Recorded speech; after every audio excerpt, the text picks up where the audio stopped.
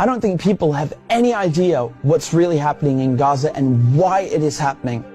A few weeks ago, right before this war in Gaza ignites, Netanyahu goes to the United Nations General Assembly and he holds up this map and declares his plan for a new Middle East. And people are going, what is this stupid line this guy's drawing with a red marker? What it is an economic corridor that stretches all the way from India to the United Arab Emirates, into Saudi Arabia, into Jordan, Israel, and then finally to the entire European continent. I mean, the United States at this point, seeing their influence starting to fade, seeing the relevance of the dollar recede after they stole $300 billion from Russia. You have all these spooks in Washington and Tel Aviv, running around desperately trying to counter BRICS and counter China's new Silk Road. And this is their answer. This is a rival to the new Silk Road. Remember, the ancient Silk Road is the largest, most important trade route in human history. This thing is enormous. It stretches all the way from China to Syria to the Mediterranean Sea. The Chinese know how important this thing is and they want to revive it. It is the future of world economics, trade, and politics. Within the span of a few weeks, Iran and Iraq have signed a railway deal. So now you have a rail link for the new Silk Road. And President Assad of Syria, who the West have been trying to isolate for over a decade, is now visiting China, the world's largest economy, and signing a strategic partnership. This is pivotal. So now the new Silk Road has rail access all the way to the Mediterranean Sea through Syria's port in Latakia. So not just land, but maritime trade. This is crucial. And as enormous and important as all of this is just one aspect. This is just one aspect. You still have the gas. How can we talk about the Middle East without talking about gas and oil? When the US instigated the Maidan coup in 2014, that wasn't just about NATO expansion and encirclement of Russia. This was about surrounding, controlling, and cutting off Russian gas to Europe. Russia is the country with the largest proven reserves of natural gas. Control Ukraine, and you control the pipelines that feed and supply Russian gas to Europe. For decades, you've had US politicians, Republican and Democrat, from every administration, openly saying on camera, we don't want Nord Stream. There will be no longer a Nord Stream 2.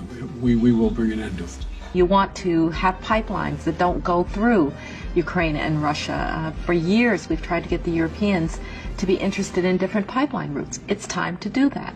You want to depend more on the North American energy platform, the tremendous bounty of oil and gas that we're finding in North America. Lo and behold, Nord Stream 1 and 2 are blown up.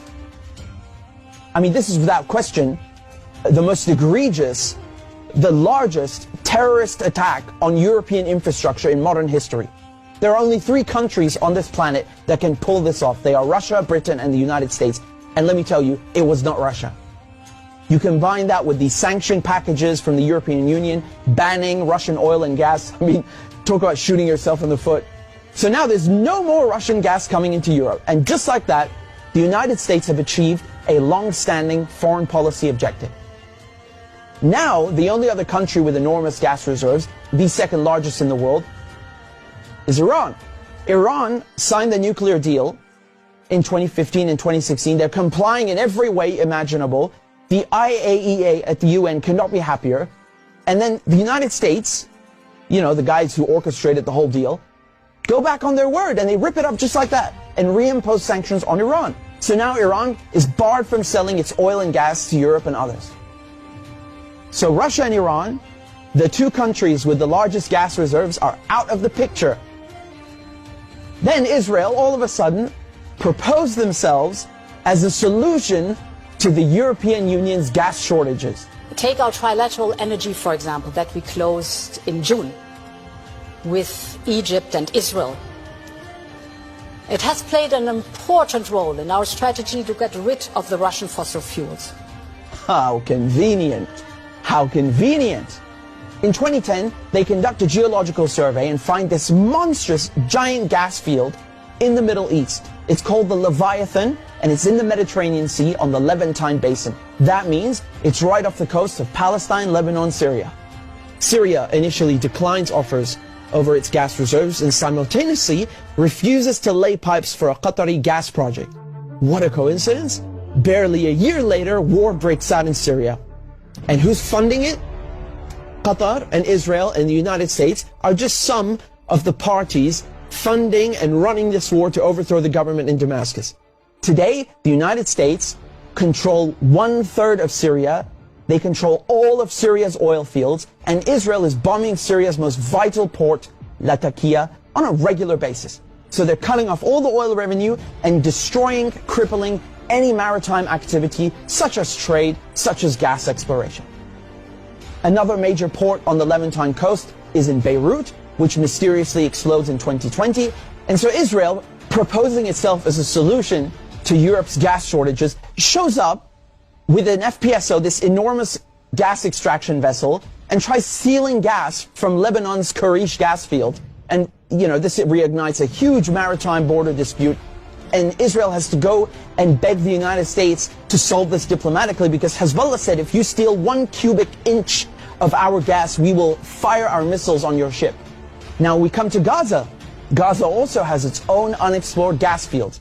Gaza is also a concentration camp run by the Israelis, and it's been under siege by Egypt and Israel under naval blockade since 2007. I mean, you can't even fish properly, let alone extract gas. And so now, the Lebanese, the Syrian, the Palestinian ports, they're all out of action, and the only working port left in the coast is the Israeli port on Haifa. I mean, how convenient. This makes Israel the only one able to explore gas and implement an economic corridor like the one that Netanyahu held up at the UN. So in other words, Israel and the United States together killed off all the competition, stole their goods, and cornered the market. But as winter is approaching, Israel desperately needs to get that gas for Europe. But there's no stability. There can never be stability in the region without solving the Palestinian question. And so when Netanyahu shows up at the UN with his brilliant plan, you know, the Israelis thought, oh, it's a done deal. You know, they'll just get Saudi Arabia to normalize ties and thereby extinguish the Palestinian issue once and for all. And that is precisely why they are in Gaza slaughtering Palestinians like crazy, like they're in berserker mode. You know, Israel has bombed Gaza before, but this surpasses anything we've ever seen, which is truly saying something. I mean, this is unhinged, you know, calling people human animals and massacring them. Israel is just hoping the Palestinians will run away in fear into the desert. They've literally said this. They want to put them in the desert. They want people in Gaza to go to the Sinai desert and push the people in the West Bank into Jordan. This is genocide and ethnic cleansing without question. But it also has economic and geopolitical implications. Hamas and the collective resistance, when they found out about Israel's plan and Saudi Arabia's wishes to normalize ties with Israel, which would destroy any hope of a Palestinian state, I mean, this forced their hand. It became clear they needed to act and respond immediately, lest Palestine be lost forever. For Palestinians, this is and always has been a matter of life and death, to be or not to be. Either the resistance axis and the global south expel the American and Israeli colonizers from the Middle East, or Israel and the United States will continue occupying the region, choking off the new Silk Road, plundering Syria's oil, and keeping Russian, Iranian, and Arab gas cut off from the world market. This is a decisive moment, and not just for Palestine, because the victors will end up drawing the new map of the world to come.